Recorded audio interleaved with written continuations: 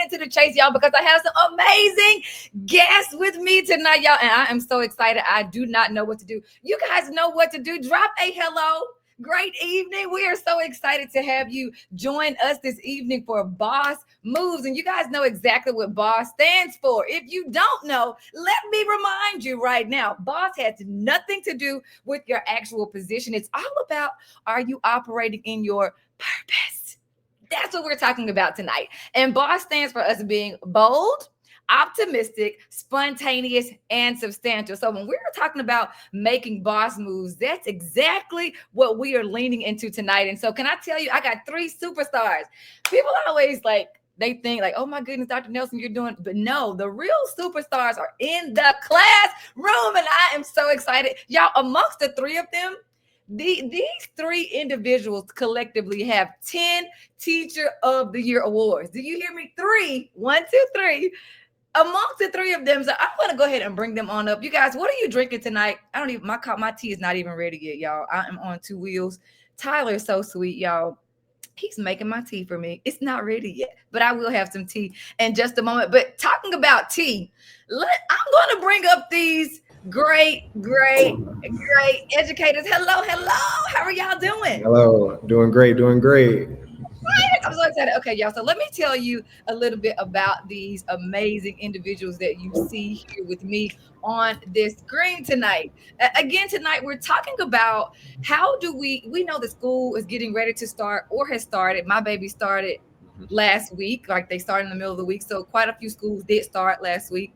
And others are getting ready to start in the next couple of weeks. And so we're talking about how do we set the stage for next level success in the classroom, and who better than stellar award winning Teachers of the Year, right? There to tell us all about this. So let me tell you about these 3 individuals. Mr. Griffith, how are you doing? Hello. I'm great today. How are you? Mr. Griffith is a 4th grade grammar and writing instructor who currently teaches at Perkinson Elementary School in Atlanta, Georgia. Mr. Griffith earned a Bachelor of Arts degree in elementary education from Jackson State University in Jackson, Mississippi, before pursuing and obtaining a Master's of Arts degree in Science of Reading. Y'all heard when I said Science of Reading. You see a man? Yes. Science of Reading. Mr. Griffith began his teaching career in the Jackson Public School System in 2011 as a 4th grade teacher. He has consistently been recognized as an educator who improves educational conditions and outcomes for all scholars by utilizing high quality, differentiated instruction. He credits a great deal of success to his ability to utilize culturally responsive strategies, which help motivate students to excel to their best of their ability. Mr. Griffith has served in numerous leadership capacities within schools and has been recognized as a distinguished educator on numerous occasions. Some of these accolades include Excellence in Teaching Awards, Teacher of the Year 18-19, Teacher of the Year 24-25. Welcome, Mr. Griffith. Thank you for having me, Dr. Nelson. I'm happy to be here. Okay, here we go. Next up on this all-star roster, we have the one and only Miss Jessica Huffman-Lacy. Tell the people hello, Miss Lacy. Hello. We are so elated to have you as well. She is currently a 10th grade English language arts teacher at Richland High School with 12 years of experience in education. Throughout her career, she has taught a wide range of subjects, including Spanish, English 1, AP Language Arts and Composition, theater, and college and career readiness, serving grades 6 through 12. She's my secondary superhero here. As a passionate reader and advocate for student voice, she believes that teaching is not only a profession, but also a platform, a space where she can offer structure, empowerment, and authenticity. She strives to help students recognize the value of reading and writing while reminding them there is no single right way to be. I love that y'all hear that bold piece, that authenticity. For her, the classroom is a place where every day brings something new and where the voice of reason can help students find their own. Again, welcome. And last but not least, we have Miss Jierski, who, let me fix that, y'all, because y'all go to the chat, tell her congratulations. She just received recently her doctorate. So let me fix that. This is Dr. Meredith Jierski, right? She is an experienced educator with 14 years of experience in the field, specializing in curriculum development, instructional leadership, and teacher mentorship. She is a national board certified teacher and recently earned her doctorate in educational supervision from the University of Southern Mississippi. Southern Miss to the top, okay? Dr. Jierski has been honored as Mississippi Congressional District 2 Teacher of the Year in 2022. And for those of you who are outside of the state, it's like the state level. Come on, we got, again, state level recognition competition, and hey, she was award winning there. Throughout her career, she has served as a team leader, a mentor teacher with a strong focus on supporting educator growth and student achievement. Her classroom is grounded in rigorous, engaging instruction that challenges students while fostering a love of learning. Outside of her professional work, she's a proud wife to Coach Corey and the mother of two. She enjoys spending her free time watching her kids on the soccer field. Hello. And outdoors with vision. Welcome, welcome, welcome, Mr. Dr. Jierski. Let me get this correct, okay? Doctor. Y'all, okay, so if you did not know, now you know why these folks are here. You heard it. Award-winning, outstanding. And did you hear the words? Love, high-performing, authenticity, culturally responsive, all the good things. So set the stage already for a great conversation. But before we dive into these questions, tell me something interesting about each of you that's not on your resume. Tell me something unique about each one of you that is not on your resume. And you guys know what to do. Hit the like button, hit the share button, because this is about, y'all, I love animated movies. Not that I ever have time to watch anymore, right? But one of my favorites on Princess and the Frog, Mama Odie says, ooh, this is about to be good, right? That's how I feel. Ooh, this is about to be good. Tell us something unique, interesting, different that they wouldn't know about you from reading a resume. Griffith, come on with it. Well, I don't think I'm too unique or too different. What I will say is I find joy in like the most simple things, and I feel abnormal at times because I don't enjoy like a lot of things that, people my age would normally enjoy. Like, I don't really like to go out. I don't really like to do anything outside of like committing myself to my work and being consistent each day. So I really feel like I'm just a big boring guy, honestly. So if anything is unique about me, it would be that I'm just a boring guy walking around just thinking about how I can help somebody, honestly. I don't really think there's too much unique about myself, honestly. Well, you just said it. In a world where everything is going very fast all the time, I think the ability to find stillness in all the chaos is a superpower. So, hey, we'll take it. Absolutely. I appreciate you. Doc, what do you have, Doc?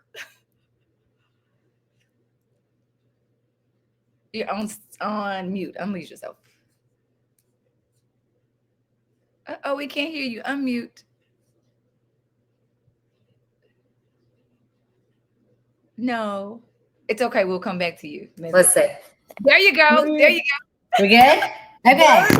Something on the phone. Look, technologically unsavvy. Maybe that's my uniqueness. Let's see. I have an extensive, useless amount of Disney knowledge. My two kids are young. I can probably, you quoted Princess and the Frog. I'm like, yep, I see it right there. So we are Disney fanatics here. We know all the movies, all the words, all the songs. I love it. I love it. I love it. And last but not least, what do you have? I love to bake. I love to try all new recipes, try different things. My sister is very big. Any other holiday, she's always like, "You're baking desserts for us. You're making desserts." Right now, I'm trying to take my hand into baking bread. I have not been successful yet, so I'm still trying it. I just, kind of want to venture into, doing some things myself instead of just going to the store and buying everything. So just trying that out. I absolutely love that. And, we believe food is a love language. It absolutely is a love language. So, again, thank you guys for being here. We're going to dive right on in and we're going to go hot and heavy. Again, we know that teaching is a work of art. Also is a work of art, right? So it's an art and a science to teaching that you guys know that you are masters at. And so we're so excited tonight to just pick your brains to share with people, both teachers, educators, and even parents that listen to this platform even after the live, on tips and strategies on how can we be successful in setting our students up for next level learning for the year. The first question, here we go. How do you balance structure and flexibility in your classroom. We know right now we are competing with TikTok. And I tell the people, I was doing keynotes last week, and I'm like, really? Right now, students are on Act Up Avenue going 90 miles an hour, right? It's summertime, school's out for summer. So how do you begin the first couple of weeks with creating this structure where the babies are learning, hey, this is our world. We love our world. It's structured, it's consistent, but also keeping space for, as Ms. Huffman said in her bio, like, they're so unique. So how have you worked through that? What's that balance look like for you without stifling creativity? In any order, it doesn't matter. Yeah, I was just telling, oh gosh, I'm having. You went away again. Oh, there you go. Yeah, I'm sorry. I don't know why it's being weird. Okay. I was just telling someone this first week of school how I sometimes feel like the first week and getting into norms and routines, like I feel like I should find a Carnival Cruise name tag on my chest, because I feel like some weeks it's like they're coming into the classroom and they're wanting me to be like their cruise director, and what do we have next, and then what are we going to do, and just a constant need for like stimulation and feed. But I think that, of course, like structures and routines that you have preset for you in your classroom and your way that you lead, that is so important.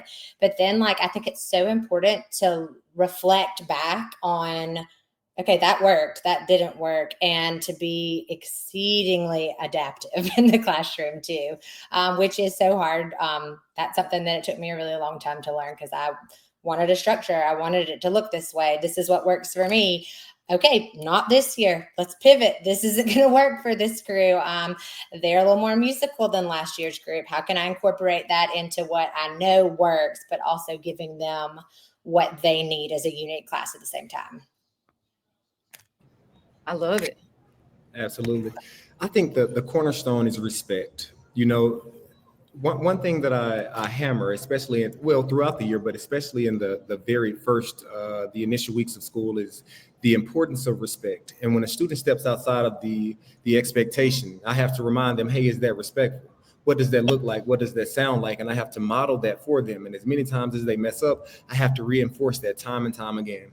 I also have to, remind students of the fact that we have parents who send their kids to the school in order to learn. And if you're not allowing them to learn, then you're being disrespectful on a level that we can't even tolerate. Now, it's like you have to do a lot of, it's a lot of, how can I explain this?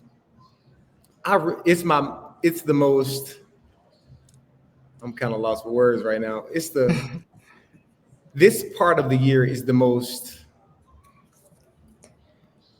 kind of lost words right now, Dr. Nelson, I promise you, but no, it's okay. It's okay. I don't really enjoy this part of the year, because this is the part of the year where I love the transparency. Yes, I feel the same way. Look, and I'm fresh off of I just got off of a flight, so I'm kind of cloudy too. But Okay. This part of the year is the year that I don't really like, because I have to show a side of myself that's not truly me, which is a stern side, which I don't like to operate in, because I'm a kid myself. But in order to get a kid to truly respect you, they have to see a side of you that's not you, that you don't even operate in, because if you don't, then you're not meeting resistance with resistance.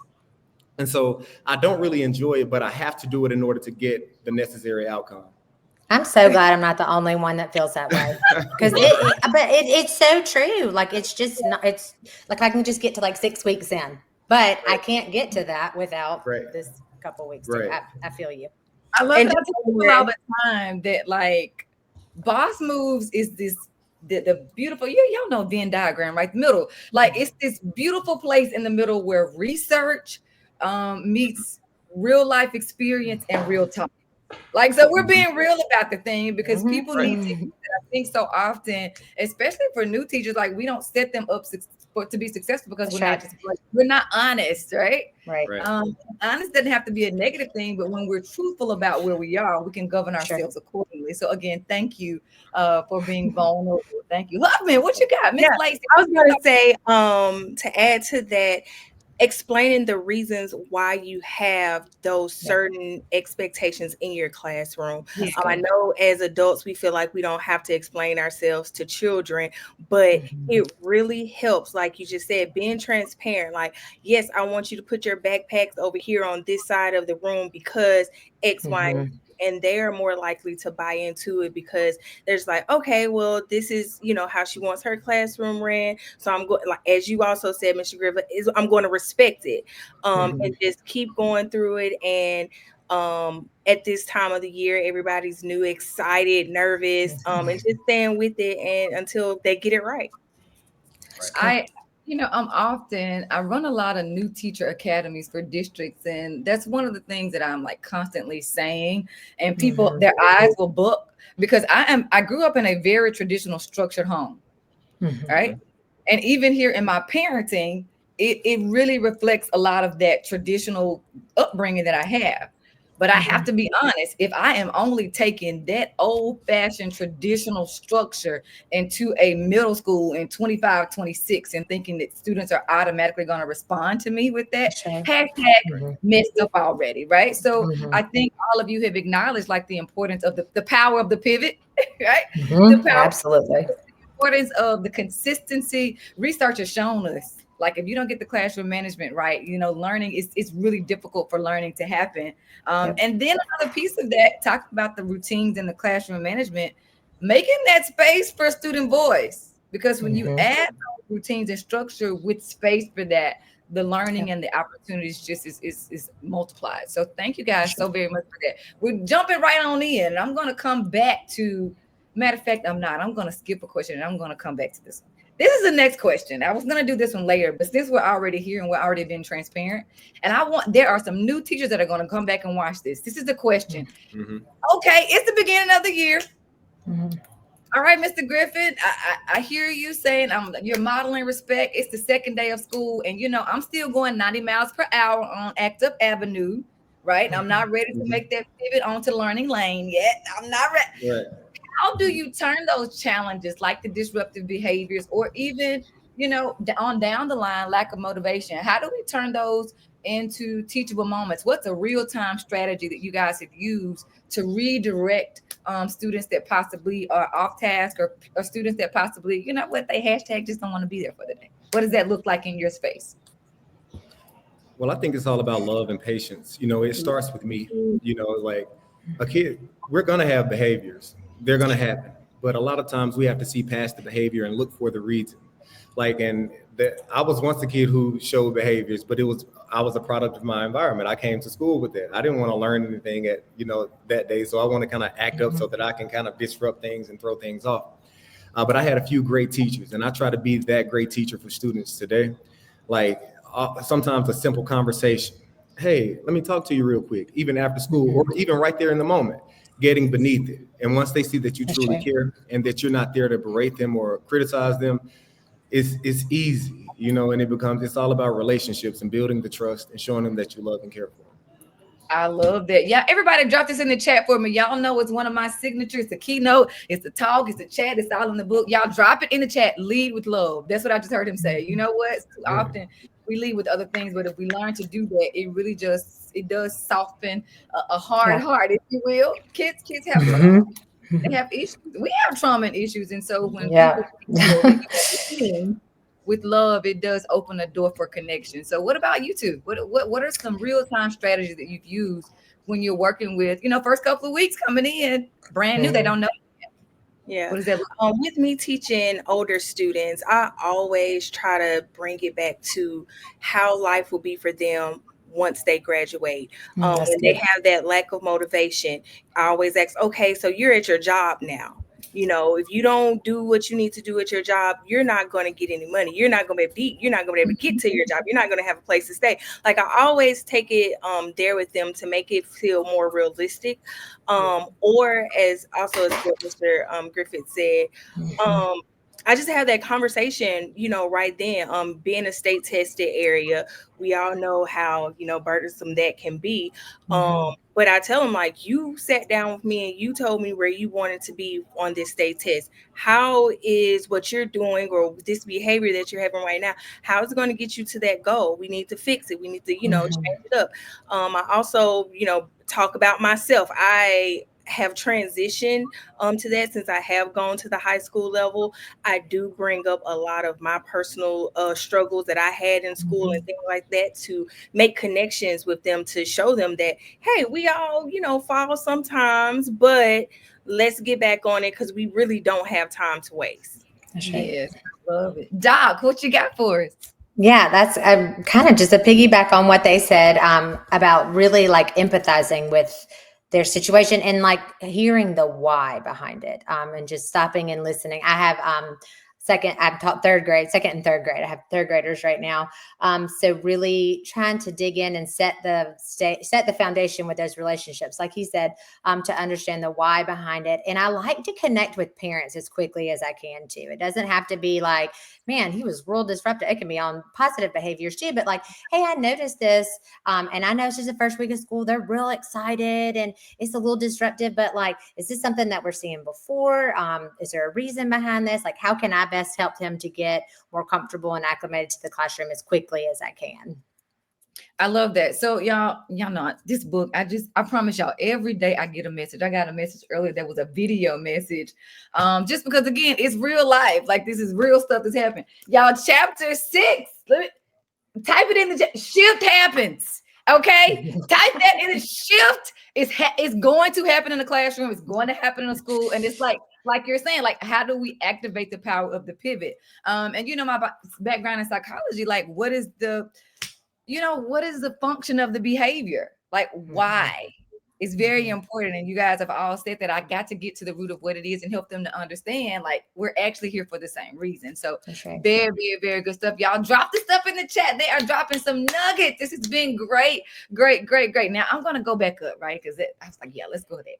What strategies, talking about rigorous instruction, right? I've done work in high performing and low performing schools. And what I have seen in both of those situations with students who can be struggling is sometimes instead of scaffolding up and giving them supports, we lessen the exposure to grade level, text. We lessen the exposure to grade level content. But what have you guys done to make sure that you're exposing? Because clearly your data shows that you do this. Okay, y'all, they are real life teachers of the year with the data and all the accolades to match, right? What have you guys done that allow you to really lean in with some heavy lifting, rigorous instruction that, I know factually that not every child that comes to your classroom came ready. They did not come grade level ready, but you guys have been masterful at getting students to buy into doing hard things. So what does that look like for you? We'll start with you, Doc. So I love to do super fun, engaging classroom things, but that is not realistic for everyday instruction. And I tell my kids that early on, we're going to have some of the most fun days that you've ever had in this classroom in school, but there's going to be some days that are just kind of a little bit more boring, and that's just how it is. But I like to say that the more rigorous, the more challenging that the skill is. And we know those standards that are just, you just know they're coming, they're going to be on the benchmark, they're going to be on the end of the year test. That's the one that I'm going to spend my most time and energy on making the most engaging. We did one of ours was when I taught second grade for a long time was different author's purpose for a text. So that was the game where we brought in the pie face game, and we had whipped cream, and we were getting whipped cream all over our faces. And by golly, they could tell me the author's purpose for a text by the end of that. And that was some of the days they remember the most. And again, that's not realistic for every day, for every lesson, for every skill, but it makes it more engaging and exciting for me too, because I know how challenging structure of a text can be for third graders who have never seen it before. I know how challenging developing a 5-paragraph essay can be for third graders for the first time. So if I can add just a little bit of magic and excitement to that, they're going to be more bought into it. And like the question said, it's going to be more attainable for them because they like it and it's more enjoyable than just standard rote instruction. I love it. I love it. What about you, Huffman-Lacy? What do you have? How do you make, a high school English class that can be extremely rigorous more attainable in a space that, maybe I hadn't been successful up until this point, but with this teacher, I think I can. What does that look like? Going back to that transparency with them, when I know that it's going to be something that is long and boring, I just started off with that. I'm like, all right, guys, so today we got something a little bit different. I know you're not going to like it, but once we get through it, you're going to be masters of this test. You're going to know this standard, and just having those conversations with them.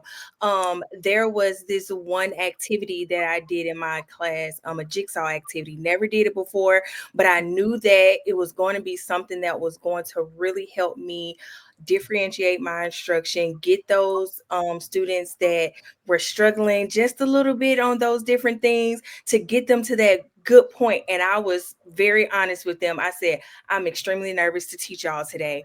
And I said, but I really think that y'all are going to enjoy this activity. This is my first time doing it, work with me and everything. And at that point, they was just like, all right, y'all, we got to lock in. We can't let it, I love it. They were so excited to not disappoint me by not doing, the assignment, as well as I wanted, or even when I did mess up, oh, my bad. We should have done this instead of that. And just having those reflective moments with them. And also as what Ms. Jierski, okay, said, every day you can't have the fun activities. I know it was one time a student struggled so hard with central idea. So I created a campfire in the classroom, bought wood and everything and did some tissue paper. And we sat around and did that activity. And from there, like even as those students got to 11th grade, they was just like, yeah, when we was talking about central idea, I remember in 9th grade when we did the campfire and I was ready for it. So even though we can't do that all the time, but us knowing our students, us knowing where they're struggling with, just adding that in can help out so much, because I've struggled with adding in some of those games and fun activities, and they missed the entire lesson because they were so focused on the game. So just knowing what works best and not being afraid to try it out. And if it doesn't work, then just going back, being realistic about it and just trying again.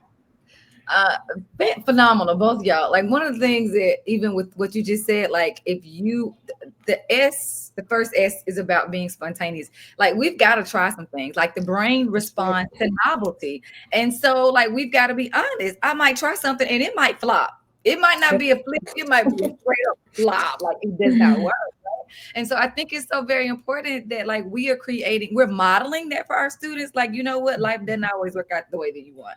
So what now? What? Like it didn't. How do we fail forward? So that's very, very, very important. I love that. Griffith, what you got, sir? What do you do on this one? Because we've seen you in action. Speaking of modeling, I think my number one strategy is modeling, the expectation and modeling what it is that I'd like for them to produce when we're done, the intended learning outcome. But it starts long before that. I think the planning phase, like I don't really like to go to PLCs, but PLCs are so very effective because when I partner with my instructional coach and I go into the classroom, that's where it starts at. And when I'm learning, I'm like, okay, if I'm prepared, I can go in.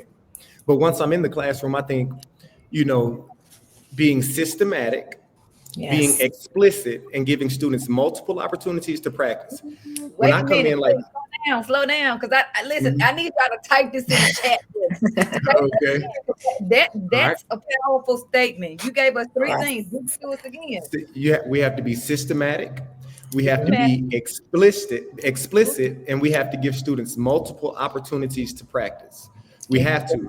So when you talked about like that, writing that 5-paragraph essay, that's what I do now. I teach writing. And so we have 3 different genres to teach. We have opinion, we have narrative, and we have informational, right? And so if I'm teaching an informational writing unit, it may take us 2 weeks to write one essay, because I want to come in and I want to show you what a hook looks like. I want to show you what an introductory sentence looks like.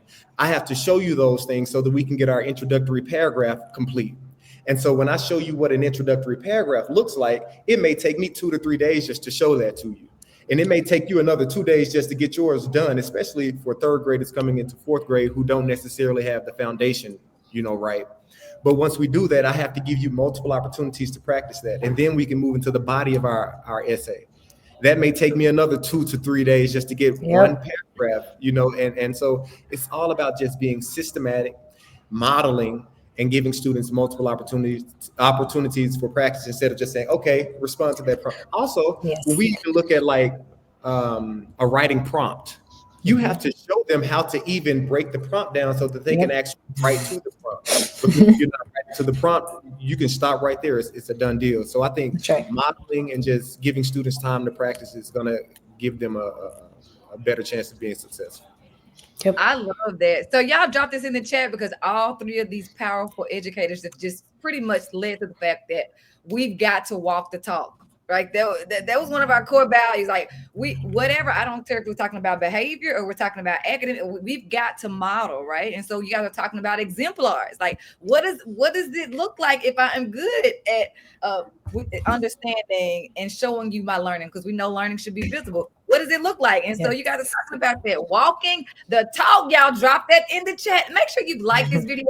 You've shared this video. This is gold. Here we go.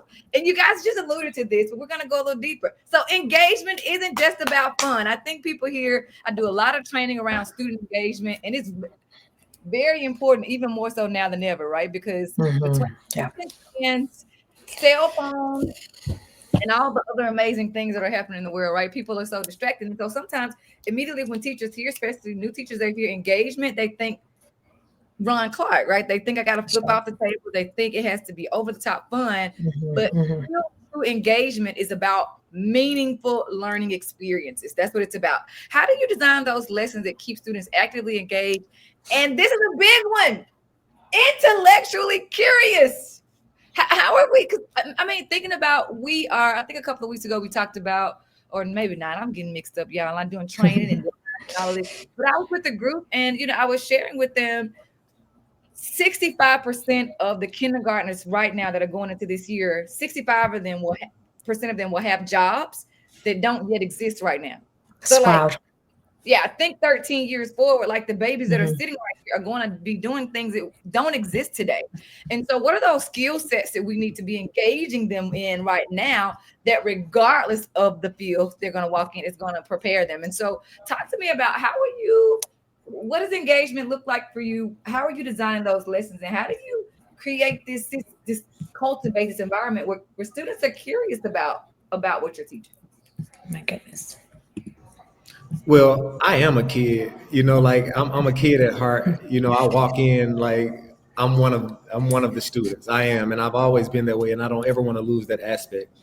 And so when I talk about using culturally responsive strategies, I'm walking in not only as a kid, but also one of the kids. Like I put myself in their shoes.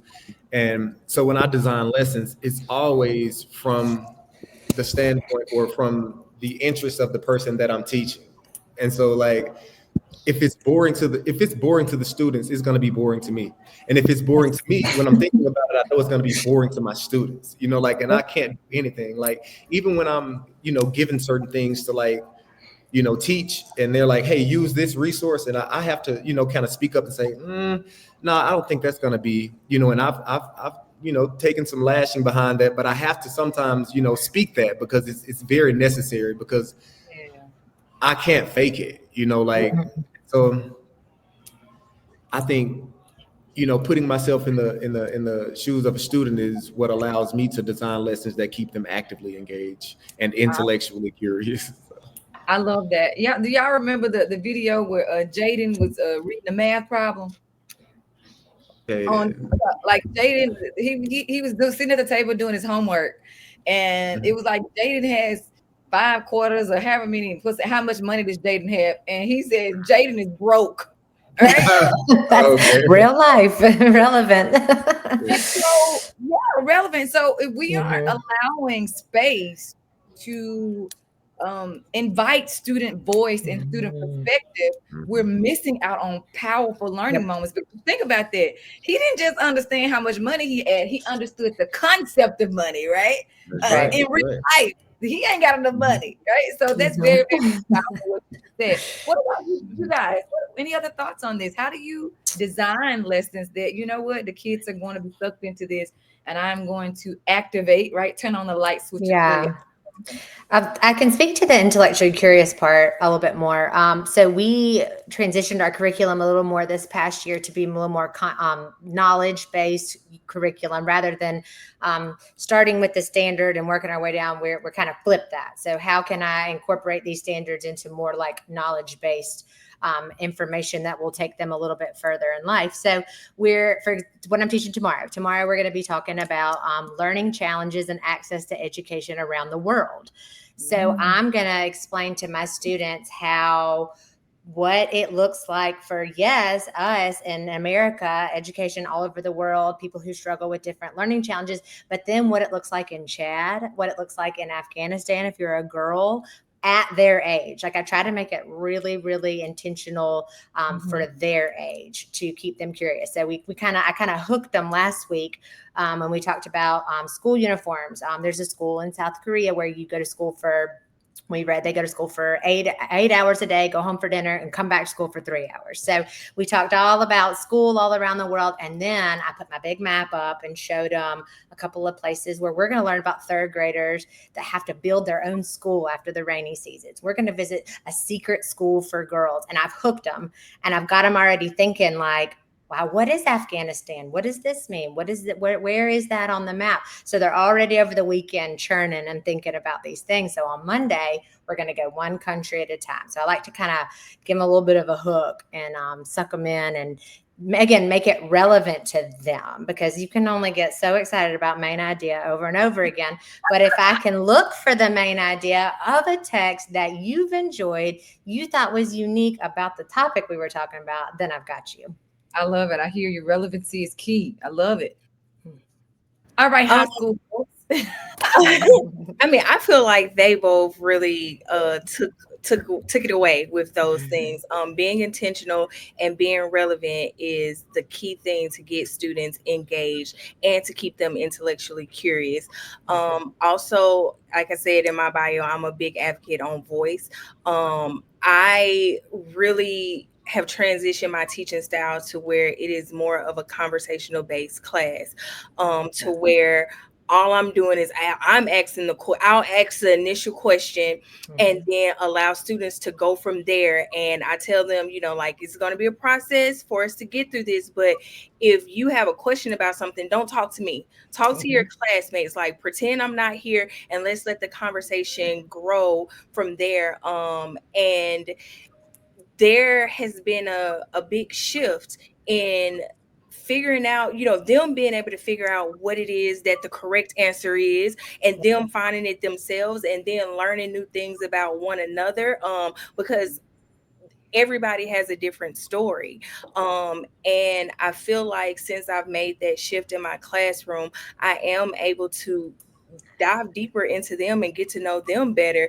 So when I am picking those texts, I'm like, I can think back to, oh yeah, I remember that Sarah said that she enjoyed pizza. So, let me pull something in, from the history of pizza, just to have her, bought in. And maybe that day she can lead class and she's one of the more the reluctant speakers in class, just to keep things flowing and again, to make them feel seen. I also take a lot of time and think back to my time in high school and how I don't want my classroom to be like that. I am like Mr. Griffith as well, to where I am still a huge kid at heart. My students ask me all the time, how are you this happy all the time? And I was like, why shouldn't we be? But just taking those things to make the changes, because I mean, you have to be here, so we might as well have fun. That's it. I don't want to just sit there and just take everything that I'm saying is true. Like, you have your own ideas. Let's build off of them, and let's just engage and get more. That's good. I love that. I love this. So y'all drop this in the chat for me. Engagement is not entertainment, it's connection. That's it. Drop that in the chat. And we're talking about engagement is not entertainment. Again, we're having to, dispel this myth, right? Because that is not what engagement is. It's really about how are we pushing students to connect with the content, connect with themselves, connect with the real world, right? And yes, absolutely. They are all talking about student-centered classrooms. This is something that is so funny, but it's so true. It sounds harsh, but it's real. Like, whoever's doing the most talking is doing the most learning. Hashtag teachers and educators. Sometimes we talk too much. We talk, and then we're walking out of the building like exhausted, can't talk. Like, hashtag you've been talking all day. You have no clue what the students think. Think about formative assessments. How do you know their current understanding of the amazing things that you're trying to teach if we aren't opening up the door for that to happen? You guys, this conversation has been great. This is the last question, and it led right there. Okay, so engagement is not necessarily about fun, but hashtag fun matters. Let me say that again. Fun matters. Yes. When joy walks in, learning will stay. When joy walks in, learning will stay. It'll stay a little longer. So how are you guys? I believe that classrooms should have joy meters. They should have laugh meters. I like laugh. How do you, and I know all three of you guys do this exceptionally well also.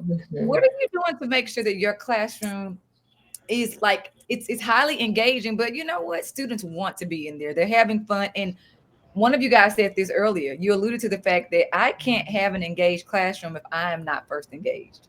Like, I've got to be a highly engaged teacher if I want highly engaged students. So with that in mind, how are you guys making sure that learning is joyful as well in your classrooms? So I'll take this one first. It starts long before you even walk into the school building, and it starts with how well you're living outside of the building, because it does start with you. If you're not joyful, your classroom is not going to be joyful. If you're walking around with a low spirit and a low vibrational energy, because it's all vibration and it's all energy, you're not going to be you're not going to have a joyful classroom, and the kids are not going to be able to be joyful either. They're going to be able to pick up on it. Like, I don't care what it is. Like, even if when you get like a new student and you like, I already have like 20 students, and that's look, when they walk that student down to your classroom, that student can look in your face right then and see if you're happy to see them or not.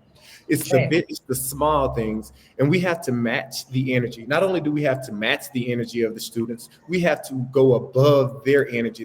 You have to be so high that they have to match you, because if you're not high, you're going to be playing their game, and you don't want to play their game. But you have to come in with a very high energy. You have to be joyful, and you have to, just have a real pure heart. If you're not coming in as a loving spirit, you're not going to have joy. You can't just create it. It's not just manufactured. I don't care what kind of strategies you use. You have to really be a happy individual before you can make learning fun. And like, there will be days where, like, if I were to go in a classroom right now, I'm tired today, I'm not going to be joyful. Like, I'm had a long day. Like, my energy level isn't going to be, I'm going to be easily agitated today. I have to get adequate rest. I have to feed myself properly. I have to go in and I have to be on point. I have to be on my game. Like, it's that serious for me. And that's why I say a lot of the times I can't even afford to go out and stay up late, because I know I'm going to suffer tomorrow if I do. And I don't even want kids to see me like that. Like, a kid, they always say, Mr. Griffith, you're always happy. I'm like, I know, because I prepare myself to be happy each day. It really starts with us. I'm sorry if I had to go too hard on Neville, but I truly believe like, you guys, I should have called y'all, and maybe I'll call y'all to help write this next book, because what you just said, it speaks on this. The whole book is about your energy is contagious. Like, who you are as a person has a direct impact on how you move in your profession. Right? I can't be negative Nicole and open the door and automatically positive principal. It does not work that way. So that's phenomenal stuff. What about you two? How do you keep the joy? Okay, let's say, all right, it's October, November, like the week before the week before Thanksgiving break, right? How do you keep it joyful, right? During those seasons where it's like, oh, wait a minute, we hadn't had a break, but it's time for a break. How do you keep joy in your classrooms during those times? Sometimes you have to switch up where your classroom is. Taking them to a different, spot. We have a performance center in our school, and sometimes I'll take them over there to have class, or we have a little courtyard, have class out in the courtyard on those good days. I also play music for them as they're entering the classroom. Yep. They leave the classroom with their own music. Like at the beginning of the school year, they tell me all of the songs they like. I curate a playlist for each class, and that's something, they come in and now they're, jamming to one of their songs as they're coming in, getting unpacked and everything. And I know, as being high school, we don't like to really set our classrooms up or anything like that. It's just the bare minimum, but that sets the stage too. Having a, calming classroom, or just something that shows your personality in your classroom helps a lot. Makes them want to be excited to come see you, and speaking to them too. Whenever you see them in the hallway, wherever, just having small conversations with them, they'll know that, okay, she's genuine. When I come to her classroom, I know that we're going to be working a lot, but I know that, she means, it's just like, I know she means well. I know she wants me to do my best. So I'm just going to, give it. I love that. So you just said something very, very important, right? Go ahead, Griffin. Oh no, I was gonna add to what you said earlier about, like being like right before Thanksgiving break. It's all about mindset, right? And this is what I've used to kind of like sometimes, like when I wake up in the morning and it's raining and we're going to school and it's raining. That's a day where I know teachers are gonna be walking in like, and I tell myself, this is my opportunity to be a bright light. This is my moment. Right. I have to bring the energy today because I know people are not gonna be in that mood. Also, like right before Thanksgiving break or any break, I tell myself, I am not about to limp into the break. I want to go into the break strong. I want to get to that Friday and I want to feel like I'm refreshed so that I can go into the break refreshed. And I tell myself that time and time again, I am not about to limp into this break. I'm going into the break strong. I love it. Y'all drop that in the chat. We are not limping in. Okay. We are going to new like we're the man, like we're the woman, because we are like, we're the game changers, we're the hope dealers, like we're the solution because we're it, like we're it, we are the hope. And so y'all drop that in the chat too. Energy is contagious. That's what they are all saying. Energy is contagious, right? Like, talking about joy, you gotta have it to share it. You gotta have it to share it. Doc, round us out. What you got on this? Yeah, they nailed it. I love especially what you said about music. I love incorporating music into my classroom. We'll take a lot of our skills and standards and set it to the tune of music too, because they know all the words on the radio. So they're going to know all the different nonfiction text features if I set it to that song. So we do a lot of that. One of the least joyful, you would think, times are Fridays when we have our tests. So right before our tests, we put the lights on blink. We have our test prep song, and they have until that song is over, have their materials ready. They're getting their wiggles out. They're singing, they're dancing, and it sparks joy. So then we're ready to get focused into our test. Another thing, and I love that you said this too, talking with secondary students, was collaboration, giving them time to talk and feed off each other. They're going to talk. They love to talk. My kids love to talk. I might as well give them an opportunity to do it in a way that's productive towards what I want them to learn. So I think giving into those, while I could view talking as negative, it's disruptive, it's getting in my way. Okay, no, how can I reshape that perspective and use that to help us both get what we want out of our lesson? So yeah, I like that. They like to talk. They like to debate. Why not teach them structure? Yes. Teach them Socratic seminar. Soft skills. Think about this. Talking about what I said earlier, 65% of babies that are sitting in kindergarten this year, we're preparing them for jobs that don't exist. But I tell you what I know to be true, people that can communicate well, hashtag they'll always be winning, right? That's and so right. they like to debate, they like to argue, like, how are we setting them up for this? So this is okay, I said that was the last question. It's really not, but it is.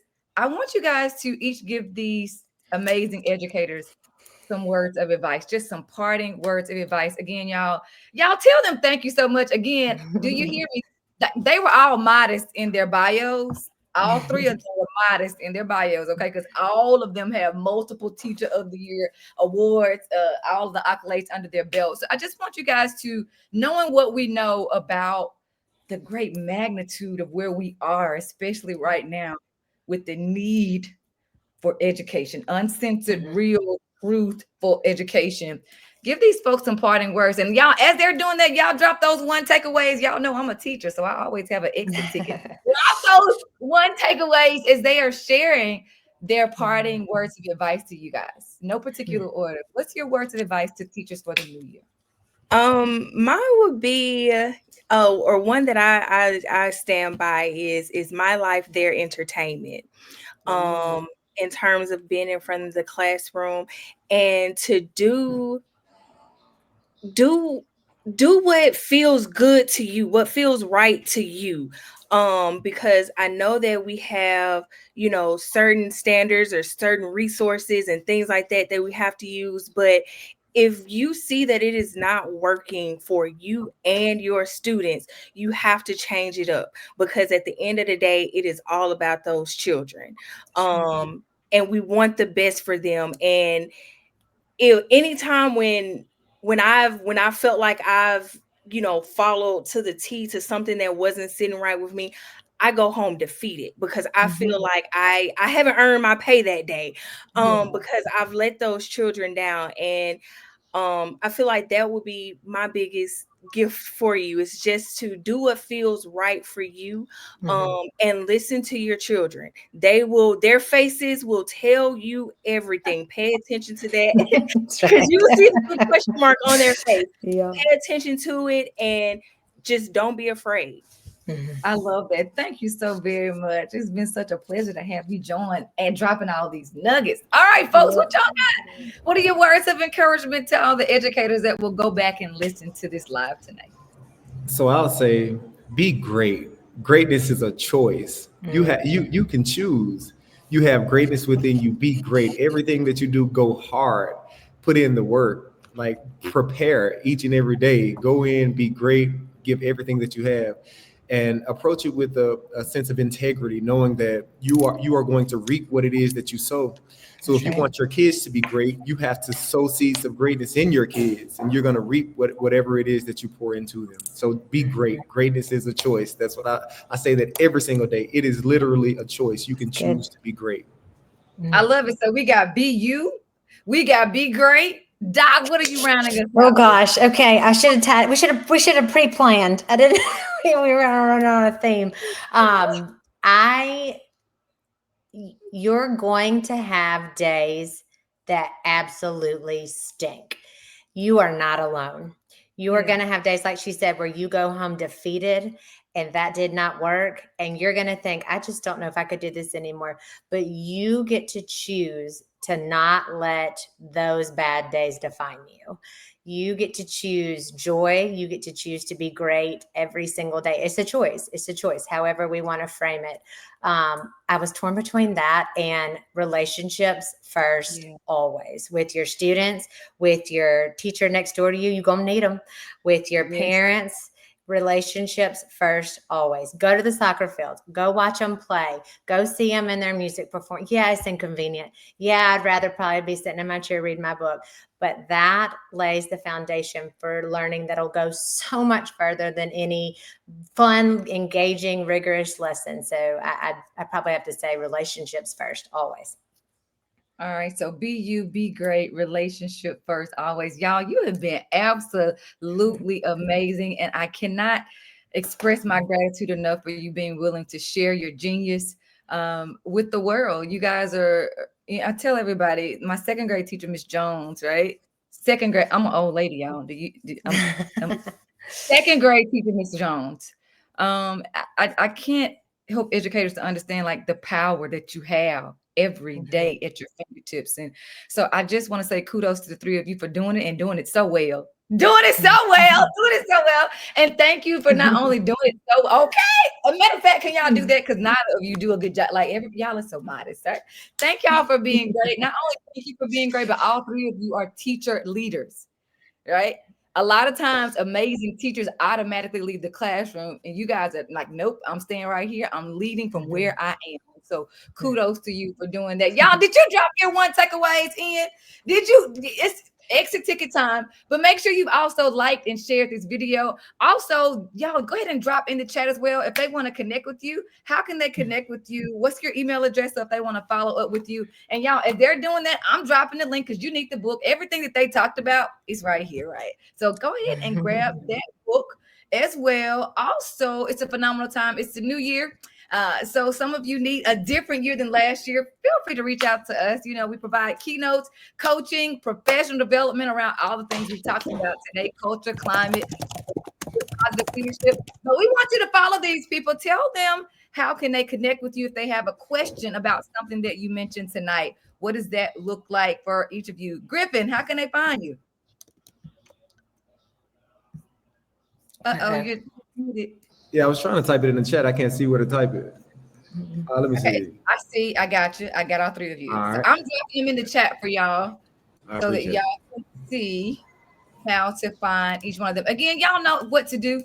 It's always a great day to be you. And remember, BOSS stands for being bold, optimistic, spontaneous, and substantial. And it's each of them have told us, y'all, you got the juice, you got the secrets, and you got the right stuff. Just show up with it every single day. Again, y'all, thank you so very much for being willing to share with us tonight. And y'all, I'm dropping these things. Y'all go make it a great week. Y'all drop it in the chat for me. We are going to leave off right now. Drop it in the chat. Go make BOSS moves this week. Remember, it's a great day to be you. Never ever forget that, y'all. See y'all later. Y'all tell the folks bye. Y'all go be BOSS. Go be BOSS. All right.